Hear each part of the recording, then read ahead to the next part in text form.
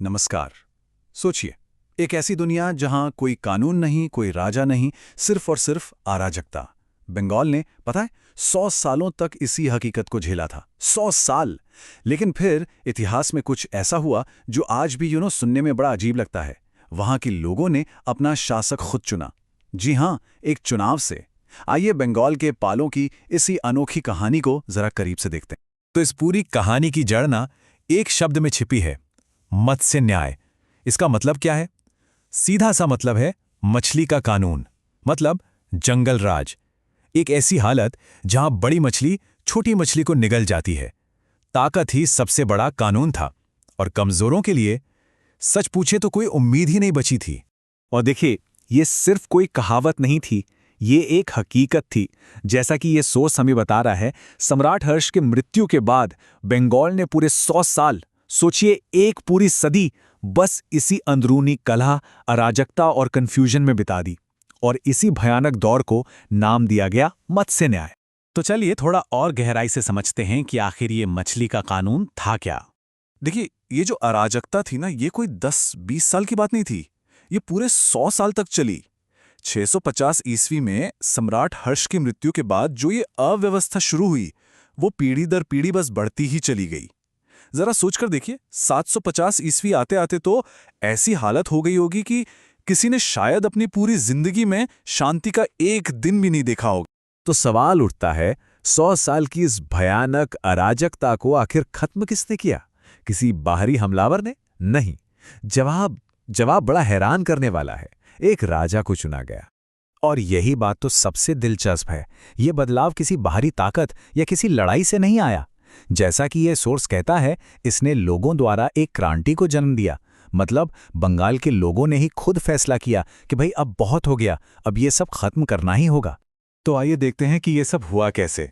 Step 1, एक सदी की अराजकता ने लोगों को बिल्कुल तोड़कर रख दिया। स्टेप 2, लोगों ने फिर मिलकर एक क्रांति की, एक रेवोल्यूशन। और स्टेप 3, इसी क्रांति से एक नेता उभरा, गोपाल, जिसे लोगों ने अपना राजा चुना। तो ये गोपाल थे कौन?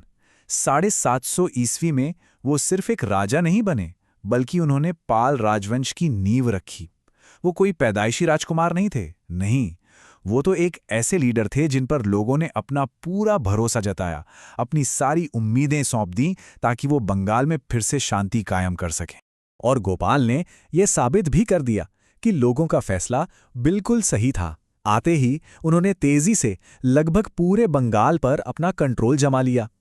वो एक योद्धा वत्सपेट के बेटे थे, लेकिन उनकी पहचान सिर्फ एक वॉरियर की नहीं थी। वो एक सच्चे बौद्ध थे और उन्होंने उदंतपुर में, जो आज का बिहार शरीफ है, एक बहुत बड़ा मठ भी बनवाया। लेकिन गोपाल सिर्फ शांति ही नहीं लाए, उन्होंने एक ऐसे राजवंश की नींव रखी जो आगे चलकर ज्ञान और कला का बहुत बड़ा संरक्षक बना। तो आखिर क्या थी पाल वंश की विरासत? ये सोर्स हमें सीधा सीधा बताता है कि पाल राजाओं ने बौद्ध धर्म को कैसे एक नई जिंदगी दी। उन्होंने सिर्फ भारत में ही नए सेंटर्स नहीं बनाए, बल्कि तिब्बत और जावा जैसे दूर दूर के देशों में भी बौद्ध धर्म के प्रचार के लिए मिशन भेजे। सही मायनों में उन्होंने बंगाल को नॉलेज का एक इंटरनेशनल हब बना दिया था। ये एक तरह से बौद्ध धर्म का पुनर्जागरण था, एक रेनेसॉन्स। पाल शासकों ने उन मठों को फिर से खड़ा किया जिन्हें पहले तबाह कर दिया गया था। उन्होंने नालंदा यूनिवर्सिटी को एक नई जान फूकी, हरिभद्र जैसे विद्वानों को संरक्षण दिया, और जैसा हमने देखा, मिशन तो तिब्बत और जावा तक भेजे। पर उनकी सोच संकीर्ण नहीं थी। उन्होंने कई हिंदू मंदिर भी बनवाए, जो दिखाता है कि वो दूसरे धर्मों का भी कितना सम्मान करते थे। लेकिन बंगाल में शांति का मतलब ये नहीं था कि पूरे भारत में शांति थी। पालों को बहुत जल्द ही दो और बड़ी शक्तियों से टकराना पड़ा, और इसी टकराव को इतिहास में त्रिपक्षीय संघर्ष के नाम से जाना जाता है। तो यह संघर्ष था किस लिए? ये लड़ाई थी कन्नौज और उत्तरी भारत के कीमती संसाधनों पर कंट्रोल के लिए।